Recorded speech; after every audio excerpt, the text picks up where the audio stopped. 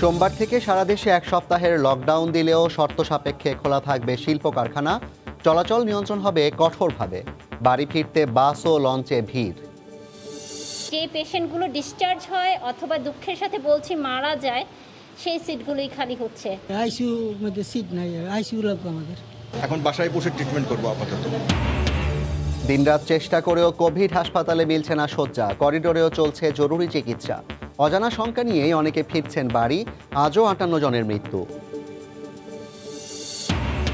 তিস্তার গতি পরিবর্তনের 3 বছর পরও রংপুরের গঙ্গাচড়ায় নদী শাসনে নেই উদ্যোগ। ফসল রক্ষায় নিজেরাই বাঁধ নির্মাণ করলেন শঙ্করদহ মৌজার বাসিন্দারা। সাতক্ষীরার শ্যামনগরে ভেঙে যাওয়া বাঁধ মেরামতে স্বেচ্ছাশ্রমে কাজ করছেন হাজারো মানুষ। ক্ষতিগ্রস্তদের জন্য আর্থিক সহায়তার আবেদন স্থানীয় জনপ্রতিনিধিদের। এবং প্রতি বছর রমজানে নিত্যপণ্যের দাম বাড়লেও এবার ব্যতিক্রম। 4 টাকা পর্যন্ত কমেছে ভোজ্য তেল, ছোলা ও চিনির দরও নিম্নমুখী। নিয়ন্ত্রণে পেঁয়াজের বাজার।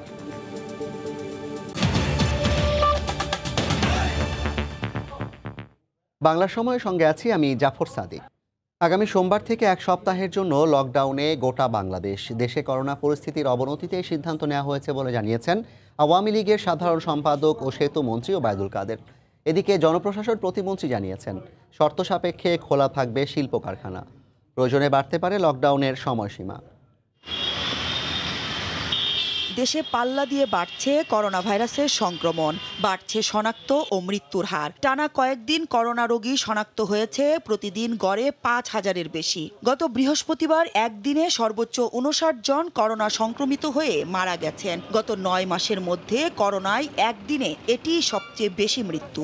এছাড়া শুক্রবার আক্রান্তের সংখ্যা 6,500 ছাড়ায়। সংক্রমণের দিক থেকে এটাও দেশে রেকর্ড। এদিকে দেশে সংক্রমণের পরিস্থিতি বিবেচনায় করে 30টি জেলাকে উচ্চ ঝুঁকিপূর্ণ হিসাবে চিহ্নিত করেছে স্বাস্থ্য অধিদপ্তর। এই জেলাগুলোতে সংক্রমণের হার 10 থেকে 30% পর্যন্ত। যদিও এরই মধ্যে সরকার করোনায় সাধারণ মানুষের মাঝে সচেতনতা বাড়াতে ও স্বাস্থ্যবিধি মেনে চলতে সব ধরনের জনসমাগম নিষিদ্ধ, গণপরিবহনে ধারণ ক্ষমতার 50 ভাগ যাত্রী বহন সহ 18 দফা নির্দেশনা জারি করেছে। তারপরও করোনায় আক্রান্তের সংখ্যা লাফিয়ে লাফিয়ে বাড়তে থাকায় পুরো দেশ লকডাউনের সিদ্ধান্ত নিয়েছে সরকার। আওয়ামী লীগ সাধারণ সম্পাদক ওবায়দুল কাদের এক ভিডিও বার্তায় সরকারের এই সিদ্ধান্তের কথা জানান। করোনা সংক্রমণ দ্রুত ছড়াচ্ছে, লাফিয়ে লাফিয়ে বাড়ছে সংক্রমণ ও মৃত্যুরা। বিরাজমান পরিস্থিতিতে শেখ হাসিনার সরকার আগামী সোমবার থেকে এক সপ্তাহ সারা বাংলাদেশে লকডাউনের সিদ্ধান্ত নিয়েছে। শুধু জরুরি সেবা দেয় সে ধরনের প্রতিষ্ঠানগুলো খোলা থাকবে, আর শিল্প কলকারখানা খোলা থাকবে, যাতে করে শ্রমিকরা স্বাস্থ্যবিধি মেনে এবং বিভিন্ন শিফটিং এর মাধ্যমে তারা কলকারখানায় কাজ করতে পারে। লকডাউন চলাকালে সাধারণ মানুষকে স্বাস্থ্যবিধি মানাতে প্রয়োজনে সরকার আরও কঠোর হবে বলেও জানান তিনি। মৌসুম ইসলাম, সময় সংবাদ, ঢাকা। করোনার সর্বোচ্চ ঝুঁকিতে থাকা চট্টগ্রামে আজ সন্ধ্যার পর থেকে শপিং মল, রেস্তোরাঁ বন্ধ রাখার নির্দেশ দিয়েছে জেলা প্রশাসন। সে খবর জানাতে এই মুহূর্তে চট্টগ্রাম নগরের নিউ মার্কেট মোড় এলাকায় আছেন রিপোর্টার কমল দে, এবং লকডাউন ঘোষণায় মানুষের ঢাকা ছাড়ার খবর জানাতে রাজধানীর সদরঘাট লঞ্চ টার্মিনালে আছেন রিপোর্টার কামরুজ্জামান মামুন। প্রথমেই যাচ্ছি কমলের কাছে। কমল, ধন্যবাদ। বন্দরনগরী চট্টগ্রামে করোনা সংক্রমণ ঠেকানোর জন্য আজকে থেকে সন্ধ্যা 6টার পর কোনো বিপণী বিতান, মার্কেট, রেস্টুরেন্ট খোলা রাখা যাবে না। শুধুমাত্র চিকিৎসকের ফার্মেসি, মুদি দোকান শুধু খোলা রাখতে পারবে, এমনটি সিদ্ধান্ত দিয়েছে চট্টগ্রামের জেলা প্রশাসন। আর তারই অংশ হিসাবে কিন্তু আমরা দেখতে পাচ্ছি চট্টগ্রামের সন্ধ্যা 6টার আগেই পুলিশ সদস্যরা মাঠে নেমে যায় এবং তারা রাস্তায় যেগুলো দোকানপাট রয়েছে সেগুলো যেমন বন্ধ করতে বলছে, একই সাথে তারা যে দোকানঘাটগুলো সেগুলো বন্ধ রাখার জন্য তারা নির্দেশনা দিচ্ছে। এবং আমরা একটু কথা বলার চেষ্টা করবো, এখানে পুলিশ কর্মকর্তা রয়েছেন। এখন পর্যন্ত আপনারা কি সিদ্ধান্ত বাস্তবায়ন? আমরা কথা বলছি ওসি কোতোয়ালির সাথে। আমরা জেলা প্রশাসন মহোদয়ের নির্দেশনা মোতাবেক সন্ধ্যা 6টার পর থেকে ওষুধের দোকান এবং কাঁচা বাজারের দোকান ব্যতীত বাকি সকল দোকান বন্ধ করার জন্য কার্যকরী পদক্ষেপ গ্রহণ করছি এবং পাবলিসিটি করছি। আমরা মানুষকে সচেতন করছি। আপনার কী ধরনের কার্যক্রম ঘুরছে? আমরা দেখলাম যে এখনও মানুষজন রাস্তার মধ্যে ঘুরছে বা 6টাতে বাজলো। আজকে প্রথম দিন আমরা সকল দোকানদার, আপনি দেখছেন আশেপাশে নিউ মার্কেট, বিপণী বিতান সব দোকানে বন্ধ হয়ে গেছে এবং মানুষজন চলে যাচ্ছে, ঘরে ফিরে যাচ্ছে। ধন্যবাদ। আমরা কথা বলছিলাম ওসি কোতোয়ালি মোহাম্মদ নিজামুদ্দিনের সাথে। তিনি বলছেন তারা মানুষজনকে ঘরে ফিরে যাওয়ার জন্য নির্দেশনা দিচ্ছেন এবং এখানকার সবচেয়ে বড় যে মার্কেট, নিউ মার্কেট, সেটিও কিন্তু বন্ধ করে দেওয়া হয়েছে। আশপাশে যে দোকানগুলো ছিল সেগুলো কিন্তু বন্ধ করে দেওয়া হয়েছে। রাস্তায় যেসব মানুষ জমায়েত হয়েছিল তাদেরকে কিন্তু সরিয়ে দেওয়া হচ্ছে। আপনারা দেখতে পুলিশি অ্যাকশন কিন্তু শুরু হয়েছে। গতকাল এই নির্দেশনা দেওয়া হয়েছিল আজকে সন্ধ্যে 6টার পর থেকে কাঁচা বাজার, মুদি দোকান এবং চিকিৎসকের দোকান ছাড়া আর কোনো দোকান খোলা থাকবে না নগরীতে, এবং সেটা এখন থেকে বাস্তবায়ন কার্যকর করা শুরু হয়েছে। জানেন, করোনা সংক্রমণের ক্ষেত্রে মারাত্মক ঝুঁকিতে রয়েছে চট্টগ্রাম, যেটা কিন্তু দ্বিগুণ হারে করোনা সংক্রমণ বেড়ে চলেছে। আর এরই প্রেক্ষিতে গিয়ে জেলা প্রশাসন যে সিদ্ধান্তটি দিয়েছে সেটি বাস্তবায়ন করে যাচ্ছে চট্টগ্রামের পুলিশ প্রশাসন। আমরা দেখতে পাচ্ছি কোনো পুলিশ কর্মকর্তারা নিউ মার্কেট এলাকায় এসে তারা এখন পর্যন্ত সেই অভিযানটি চালিয়ে যাচ্ছেন। এখন পর্যন্ত যেটি বলা চলে যে জেলা প্রশাসনের পক্ষ থেকে যে নির্দেশনা দেওয়া হয়েছে সেই নির্দেশনা অনুযায়ী দোকানগুলো বন্ধ করে দেওয়া হচ্ছে। এটাই ছিল আমার কাছে সর্বশেষ। এখন আমরা চলে যাব কামরুজ্জামান মামুনের কাছে।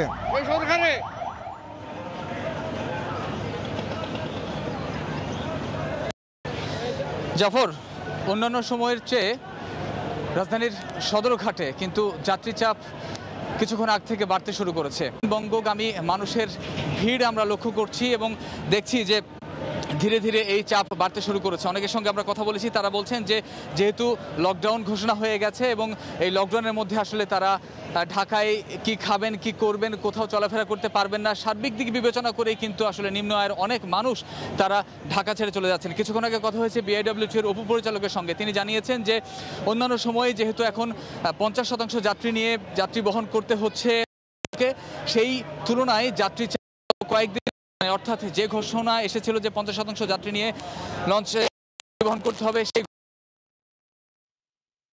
যেহেতু লকডাউনের ঘোষণা হয়ে গেছে এবং মানুষ কিন্তু এই যে যাত্রী চাপ বাড়তে শুরু করেছে, এই চাপ তারা বলছেন যে যতটা সময় গড়াবে ততই কিন্তু আরো বাড়বে, যেহেতু অনেকগুলো লঞ্চেই যেখানে অতিরিক্ত যাত্রী তোলা হয়েছিল, অর্থাৎ অর্ধেকেরও বেশি যাত্রী তোলা হয়েছিল, সেই লঞ্চগুলো থেকে যাত্রী নামিয়ে দেওয়া হয়েছে এবং সেই লঞ্চগুলো তাদের যে নির্ধারিত সময়, সেই নির্ধারিত সময়ের আগেই যেহেতু অর্ধেক যাত্রী পূর্ণ হয়ে গেছে, তাই সেই লঞ্চগুলোকে ছাড়তে বাধ্য করা হয়েছে এখান থেকে। এখানে কিন্তু আমরা দেখছি যে বিভিন্ন শ্রেণী পেশার মানুষ তারা উত্তরবঙ্গের, দক্ষিণবঙ্গের বিভিন্ন জেলা যেমন হয়ে গেছে, তাই সেই লঞ্চগুলোকে ছাড়তে বাধ্য করা হয়েছে এখান থেকে। এখানে কিন্তু আমরা দেখছি যে বিভিন্ন শ্রেণী পেশার মানুষ তারা উত্তরবঙ্গের, দক্ষিণবঙ্গের বিভিন্ন জেলা যেমন বরিশাল, পটুয়াখালী, ভোলা, বরগুনা, বিভিন্ন জেলায় তারা যাওয়ার জন্য লঞ্চে আর উঠে বসছেন। কিন্তু এখানে একটি বিপত্তি রয়েছে, তা হলো যে লঞ্চে যেহেতু অর্ধেক যাত্রী পরিবহন করতে হবে, তাই এখানে যারা আসছেন তারা আসলে প্রত্যেকটি লঞ্চে জায়গা পাবেন কিনা বা লঞ্চে উঠতে পারবেন কিনা এমন একটি সংশয় রয়েছে। আবার আমরা দেখেছি যে লঞ্চ কর্তৃপক্ষের পক্ষ থেকেও কিন্তু ব্যাপক কড়াকড়ি রয়েছে, অর্থাৎ লঞ্চে ওঠার সময় কিন্তু মাস্ক পরতে হচ্ছে এবং হাত স্যানিটাইজ তারা করছেন এবং 3 ফিট দূরে দূরে বসার জন্য তারা বারবারই তাগাদা দিচ্ছেন। সেক্ষেত্রে যে অতিরিক্ত যাত্রী চাপ এবং তার বিপরীতে 50% যাত্রী পরিবহন, এই দুটি আসলে সাংঘর্ষিক হয় কিনা, অর্থাৎ যাত্রীরা 50% যাত্রী পরিবহনের যে নিয়ম, এই নিয়মের কারণে আসলে সবাই ঢাকা ছাড়তে পারবেন কিনা সেটা নিয়েও আসলে অনেক যাত্রীর মধ্যে সংশয় দেখা গেছে। জাফর, লকডাউনের ঘোষণায় রাজধানীবাসীর ঢাকা ছাড়ার খবর জানাতে সদরঘাট লঞ্চ টার্মিনাল থেকে যুক্ত হয়েছিল রিপোর্টার কামরুজ্জামান মামুন। এবং এর আগে চট্টগ্রাম থেকে করোনা নিয়ন্ত্রণে আজ সন্ধ্যা 6টা থেকে জরুরি সেবা ব্যতীত নগরীর দোকানপাট বন্ধ রাখার ঘোষণার খবর জানাচ্ছিলেন রিপোর্টার কমল দে। করোনা হাসপাতালে ঠাঁই হচ্ছে না রোগীর, মিলছে না শয্যা, হাসপাতালের করিডোরেও দেয়া হচ্ছে রোগীদের জরুরি চিকিৎসা। দিনরাত বিভিন্ন হাসপাতালে দিক বিদিক ছুটোছুটির পর অজানা শঙ্কা নিয়ে ফিরতে হচ্ছে বাড়িতে। হাসপাতাল কর্তৃপক্ষ বলছে রোগীর চাপ সামাল দেওয়া সম্ভব হচ্ছে না তাদের পক্ষে। এদিকে করোনায় সবশেষ 24 ঘন্টায় মারা গেছেন আরও 58 জন, আক্রান্ত হয়েছেন 5683 জন। সাইরেন বাজি আসা এক একটা অ্যাম্বুলেন্স যেন প্রবেশ করছে এক একটা দুঃসংবাদকে সঙ্গী করেই। এমনিতেই করোনা রোগীতে ঠাঁই নেই অবস্থায় নাজুক হাসপাতালের চিকিৎসা ব্যবস্থা, তার সঙ্গে প্রতি মিনিটে যোগ হচ্ছে নতুন রোগী। কেউ অপেক্ষায় আছেন আগের দিন রাত থেকে ন্যূনতম 3-4 ঘন্টা, তবু মিলছে না সিট। যারা জরুরি অবস্থায় আসছেন হাসপাতালে বেডে জায়গা না পেলেও বাইরে বারান্দায় অপেক্ষমান অবস্থায় তাদের অনেককেই অক্সিজেন সহ জরুরি চিকিৎসা সেবা দেয়া হচ্ছে। এত লেন্দি প্রসেস, এটা খুবই সমস্যা আসলে একটা পেশেন্টের জন্য। অসুস্থ বলে নিয়ে আসছি, ভর্তি হওয়ার কথা কিন্তু 1 ঘন্টা পেরিয়ে গেছে। 3 ঘন্টার মধ্যে কোনো সংবাদ হয়নি, এখনো কোনো সিরিয়াল আসেনি, ওই যে দাঁড়ায় রয়েছে। হ্যাঁ, আজকে ভর্তি করতে পারবেন? মনে হয় না। যদি এখন সিট খালি হয় হয়তো আমাকে অ্যাডমিশন দিবে আর কি। এখন বাসায় বসে ট্রিটমেন্ট করবো আপাতত। রাজধানীর কোভিড ডেডিকেটেড 10টি সরকারি হাসপাতালে 2511 সাধারণ শয্যার সবগুলোতেই রোগী তো আছেই, কোথাও কোথাও বেডের চেয়ে দ্বিগুণ এখন ভর্তি রোগীর সংখ্যা। আর আইসিইউ তো এখন রীতিমতো সোনার হরিণ। রোগী সামাল দিতে হিমশিম খাচ্ছে হাসপাতাল কর্তৃপক্ষ।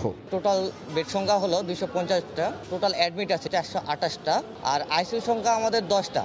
আমার 10টায় ফিল আপ আছে। অনেক হাসপাতালে বেড বাড়ানোর চেষ্টা করা হচ্ছে, বিভিন্নভাবে অক্সিজেনের সিস্টেম তৈরি করা হচ্ছে। যদি এইভাবে পেশেন্ট রোগী বাড়তে থাকে, এগুলো একসময় শেষ হয়ে যাবে। দীর্ঘ সময় ধরে অপেক্ষা করেও এই রোগী কিংবা তার স্বজনরা জানেন না আদৌ তারা ভর্তির সুযোগ পাবেন কিনা। এ অবস্থায় বিদ্যমান হাসপাতালগুলোর পাশাপাশি জরুরি ভিত্তিতে ফিল্ড হাসপাতালের ব্যবস্থা করার তাগিদ দিচ্ছেন বিশেষজ্ঞরা। ফিল্ড হাসপাতাল অবশ্যই প্রয়োজনীয়তা আছে, কারণ যতই দিন যাচ্ছে কেস বেড়ে যাচ্ছে। এখন যে একটা সিটের অভাব, অন্তত এই মানে মানুষটা লোকেরা ওখানে ভর্তি হয়ে তারা they can take the treatment. এর মধ্যে রাজধানীর উত্তর সিটি কর্পোরেশনের মহাখালী মার্কেটে 1250 শয্যার কোভিড হাসপাতালের জন্য প্রস্তুত করার কাজ চলছে। এই ধরনের হাসপাতাল সংখ্যা দ্রুত বাড়িয়ে চিকিৎসা সেবা নিশ্চিত করার দাবি সংশ্লিষ্টদের। এহসান জুয়েল, সময় সংবাদ, ঢাকা। করোনার দ্বিতীয় ঢেউয়ে দেশে হু হু করে বাড়ছে আক্রান্তের সংখ্যা। তবে বেশি ঝুঁকিপূর্ণ জেলায় নেই পর্যাপ্ত আইসিইউ এবং শয্যাসহ অন্যান্য সুবিধা। এতে শঙ্কা বাড়ছে রোগী ও সাধারণ মানুষের মাঝে। তবে সিভিল সার্জনের দাবি, করোনা মোকাবিলায় কিছুটা সমস্যা থাকলেও তাদের সক্ষমতা রয়েছে।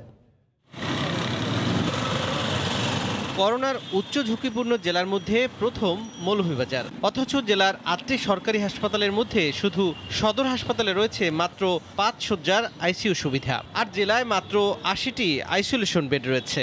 এতে শঙ্কা থেকেই যাচ্ছে জনমনে। এই সীমিত আসন নিয়ে আমাদের পক্ষে এত সব রোগী সামাল দেওয়া সম্ভব হচ্ছে না। সদর হাসপাতালে সেপারেট একটা আইসোলেটেড ইউনিট করা হয়েছিল, সে ইউনিটে এখন রোগীর জায়গা হয়েছে। দেশের দ্বিতীয় ঝুঁকিপূর্ণ জেলা মুন্সিগঞ্জে করোনা সংক্রমণ বেড়েই চলেছে। শনিবার নতুন আরও 31 জন আক্রান্ত হওয়ায় এ নিয়ে 4800 জনের দেহে করোনা শনাক্ত হলো। এর মধ্যে মারা গেছেন 69 জন। অথচ জেলার কোনো হাসপাতালে নেই আইসিইউ সুবিধা। 50 বেডের আইসোলেশন সেন্টার আছে শুধু জেলা সদর হাসপাতালে। এখানে আমাদের আইসোলেশনের দরকার এবং উন্নত মানের চিকিৎসা দরকার। ঝুঁকিপূর্ণ হিসেবে 8ম স্থানে থাকা জেলা নারায়ণগঞ্জের পরিস্থিতি আবারও অবনতির দিকে যাচ্ছে। শুধু নগরীর খানপুর এলাকায় 300 শয্যা বিশিষ্ট করোনা ডেডিকেটেড হাসপাতালে 100 শয্যার আইসোলেশন সেন্টার ও আইসিইউ সুবিধা রয়েছে। জেলার অন্যান্য সরকারি হাসপাতালে করোনা শনাক্তকরণে পর্যাপ্ত পিসিআর ল্যাবও নেই। বরিশাল শেরেবাংলা মেডিকেল কলেজ হাসপাতালে আইসিইউ ওয়ার্ডের কোনো শয্যা খালি নেই। সংকট আছে চিকিৎসকেরও। প্রতিদিন উপসর্গ নিয়ে গড়ে 20 জন রোগী ভর্তি হচ্ছেন এই হাসপাতালে। আরও অন্তত 20 থেকে 25 জন আছেন যাদের জরুরি আইসিইউ সেবা প্রয়োজন। 500 বেডের হাসপাতালের জন্য 224 জনের ডাক্তার পদায়ন ছিল, কিন্তু আমাদের সেখানে ডাক্তার আছে মাত্র 124 জন। এটা চালানোর জন্য চালাচ্ছি, কিন্তু ভালো সার্ভিস দিতে হলে অবশ্যই জনবল, লজিস্টিক্স সবকিছু বাড়াতে হবে। কোভিড-19-এর দ্বিতীয় ঢেউয়ে বিপর্যস্ত সিলেট। প্রতিদিন আক্রান্ত হচ্ছে 100-র উপর। তবে সিলেটের শহীদ শামসুদ্দিন আহমদ হাসপাতালের করোনা ডেডিকেটেড সেন্টার ছাড়াও খাদিমপাড়া ও দক্ষিণ সুরমা স্বাস্থ্যকেন্দ্রে শয্যা খালি রয়েছে। এছাড়া খুলনা, নরসিংদী সহ ঝুঁকিপূর্ণ বেশিরভাগ জেলায় পর্যাপ্ত আইসিইউ সুবিধা ও আইসোলেশন বেড নেই। তবে পর্যাপ্ত অক্সিজেনের ব্যবস্থা থাকার কথা জানিয়েছেন সিভিল সার্জন। তৌফিক মাহমুদ, সময় সংবাদ। রংপুরের গঙ্গাচড়ায় তিস্তার গতি পরিবর্তনের 3 বছর পরও নেওয়া হয়নি নদী শাসনের উদ্যোগ।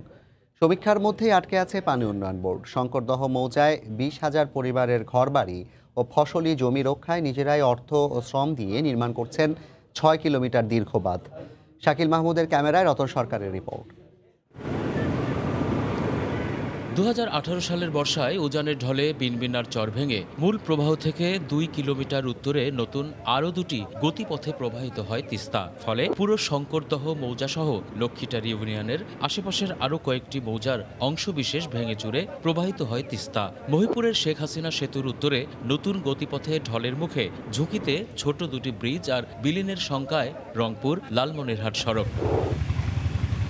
ঢল ও বর্ষার পানি নেমে গেলেও নতুন করে অনেকেই বাড়িঘর করতে পারেনি, আর বালুময় জমিতে নিভে গেছে ফসলের আশা।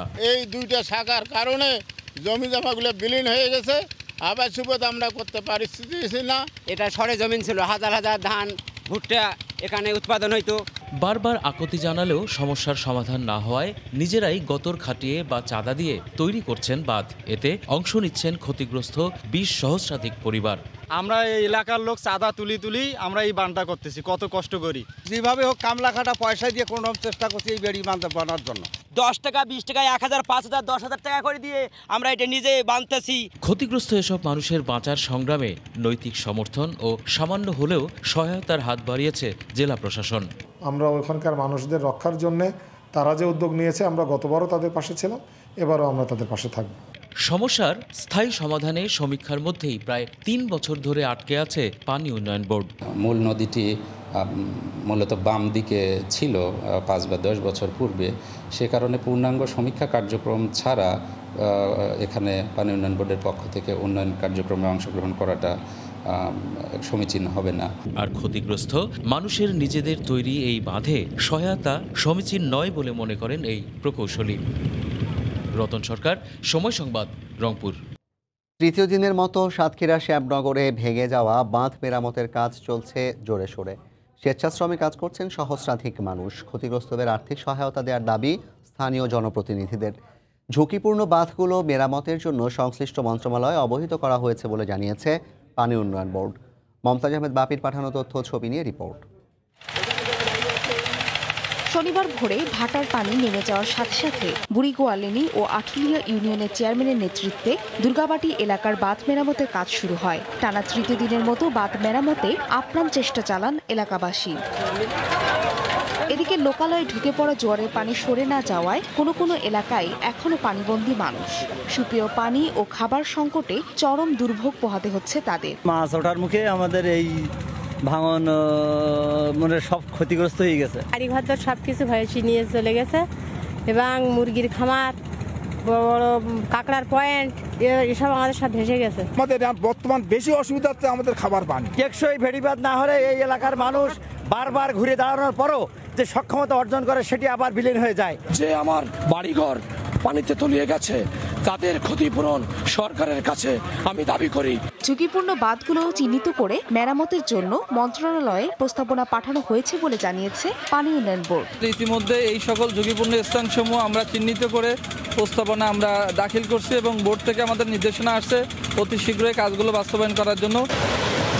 গত 31শে মার্চ রাতে সুপারমুন পূর্ণিমার জোয়ারের তোড়ে 5 নম্বর পোল্ডারের উপকূল রক্ষা বাঁধের প্রায় 200 ফুট ভেঙে গিয়ে প্লাবিত হয় বুড়িগোয়ালিনী ইউনিয়নের 5টি গ্রাম। পানিবন্দী হয়ে পড়েন 3 শতাধিক বাড়িঘরের মানুষ। সময় সংবাদ, সাতক্ষীরা। প্রতি বছর রমজানে নিত্যপণ্যের দাম বাড়লেও এবার কমতে শুরু করেছে নিত্যপণ্যের দাম। 4 টাকা পর্যন্ত কমেছে ভোজ্য তেলের দাম। ছোলা ও চিনির দরও নিম্নমুখী। নিয়ন্ত্রণে রয়েছে পেঁয়াজের বাজারও। হঠাৎ করেই সরবরাহ সংকট দেখিয়ে মূল্য বৃদ্ধি, সিন্ডিকেটের অজুহাত, আকাশচুম্বী দামে ভোক্তার নাভিশ্বাস। প্রতি বছর রমজান এলেই নিত্যপণ্যের বাজারের নিয়মিত দৃশ্য, তবে ব্যতিক্রম শুধু এবছরই। এই প্রথম দেখলাম যে রোজা সামনে করে সব জিনিসের দাম কমে যায়। দাম বেঁধে দিয়েও গত কয়েক মাসে নিয়ন্ত্রণে আনা যায়নি ভোজ্য তেলের বাজার। তবে আন্তর্জাতিক বাজারে দাম কমায় রোজার আগেই ইতিবাচক প্রভাব পড়ছে ভোজ্য তেলের দরে। রাজধানীর মোহাম্মদপুর পাইকারি কৃষি মার্কেটে গিয়ে দেখা গেল সপ্তাহের ব্যবধানে খোলা সয়াবিন কেজিতে 3-4 টাকা কমে বিক্রি হচ্ছে 125 থেকে 126 টাকায়। পাম অয়েল বিক্রি হচ্ছে 115 টাকা, আর সুপার সয়াবিন বিক্রি হচ্ছে 118 থেকে 120 টাকায়। পর্যাপ্ত মজুত আছে, কোনো কিছু শর্ট নাই, বাজার বাড়ার সম্ভাবনা নাই মনে হয়। গত সপ্তাহের তুলনায় কেজিতে 2-3 টাকা কমে পাইকারিতে সোলা মানভেদে বিক্রি হচ্ছে 55 থেকে সর্বোচ্চ 65 টাকা দরে। খুচরায় বিক্রি হচ্ছে 70 টাকায়। 50 কেজির চিনির বস্তা বিক্রি হচ্ছে 3140 টাকায়। ছোলা আমার যেটা আছে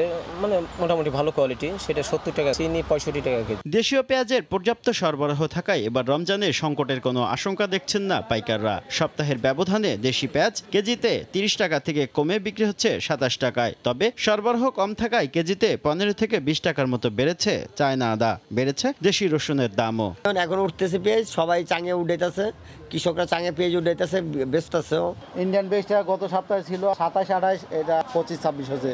গত সপ্তাহে চায়না আদা যেটা আমরা 105 টাকা বিক্রি করেছি, সেটা আজকে 120 থেকে 25 টাকা। তবে কেরালা আদা বিক্রি হচ্ছে 50 থেকে 55 টাকা কেজি দরে, আর প্রতি কেজি চায়না রসুন বিক্রি হচ্ছে 95 টাকায়। শুভ খান, সময় সংবাদ, ঢাকা। বাংলা সময় আরও থাকছে। হিমাগার সংকটে উৎপাদিত 60% আলু নিয়ে বিপাকে মুন্সিগঞ্জের কৃষক। প্রাচীন পদ্ধতিতে পাটকাঠি ও বাঁশের তৈরি মাচায় সংরক্ষণ করছেন চাষি। আলু উৎপাদনের শীর্ষ জেলা মুন্সিগঞ্জে বিপুল পরিমাণ আলু হিমাগারে সংরক্ষণ করা সম্ভব হয়নি। বিক্রির জন্য পর্যাপ্ত পাইকার না থাকায় কমে গেছে দাম। তাই খোলা আকাশের নিচে পড়ে থাকা আলু স্থানীয় পদ্ধতিতে মাচার উপর সংরক্ষণ করছেন কৃষক। আবু সাইদের ক্যামেরায় নাসির উদ্দিন উজ্জ্বলের রিপোর্ট। পাটকাঠি বা বাঁশের বেড়ায় তৈরি ঘরের মাচার উপর এভাবেই রাখা হয়েছে আলু। কৃষি বিভাগের তথ্য মতে মুন্সিগঞ্জের প্রায় 5 লাখ মেট্রিক টন আলু হিমাগারে সংরক্ষণ করা যায়নি। আলু বিক্রির পাইকারও পাওয়া যাচ্ছে না। মাঠে কেজি প্রতি আলুর দাম 10 টাকা, আর উৎপাদন খরচ গড়ে প্রায় 12.5 টাকা।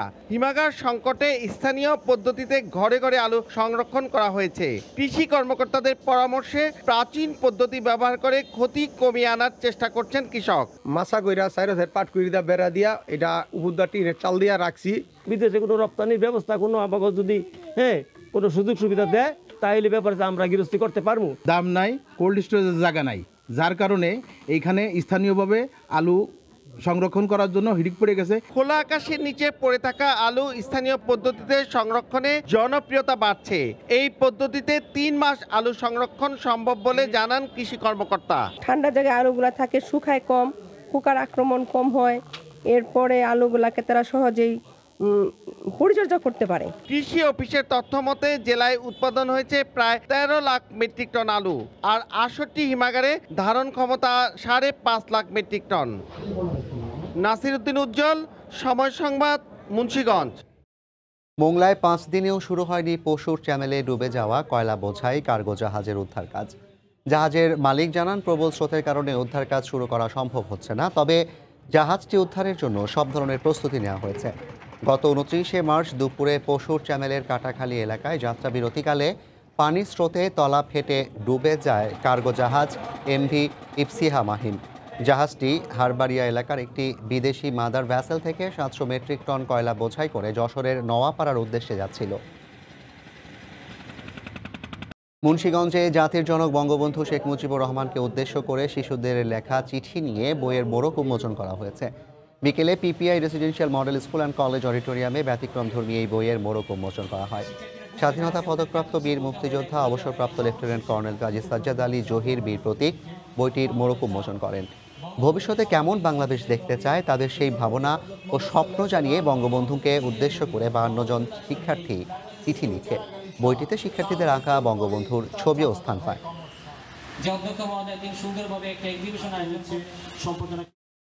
বাংলা সময়ের শীর্ষ সংবাদ জানিয়ে দিচ্ছি আরেকবার।